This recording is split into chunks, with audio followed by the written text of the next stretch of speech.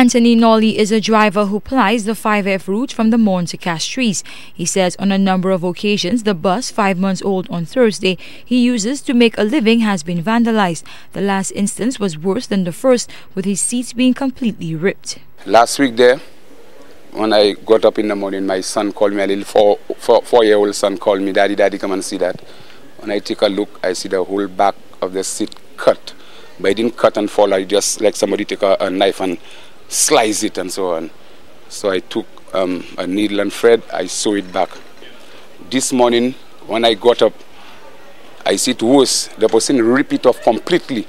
Nolly claims not to know who would have perpetrated this act against him.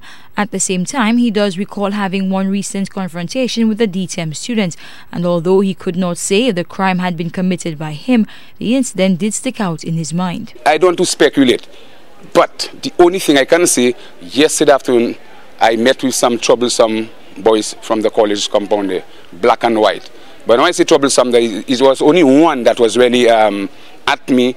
When he came up, when he was up there, just by 8 years there, he asked me to play him some music. So I tell him right now that I in the school compound, I can open up music here for him. When we reach on the platform there, he insists, I don't have music, so he going down. So one of his colleagues telling us, behave yourself, cool out, man, cool out. He stays on board the bus.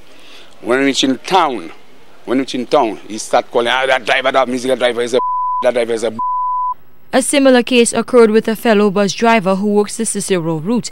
Nolly says that altercation ended in violence, something he does not advocate. He says drivers are at the mercy of the public who can vandalize their vehicles without repercussions. A couple of weeks ago, or last month, we had that same incident in Cicero, where a young boy cut a certain driver's seat, and when the driver approached him, he was so aggressive. I'm not saying the driver should have used force on him, but after he did that, he was so rude to the driver, and at least the driver double-crossed and hit him with a cutlass or whatever and so on. I'm not looking to that, but I'm generally representing our drivers because a lot of us been victim to that nonsense. Nolly, who is also known by his vehicle name Daddy Zone, says he did not file a police report because he does not know who vandalized his vehicle. He says he used the public domain with hope the situation will not happen again. Carmi Joseph, HTS News, Channel 4.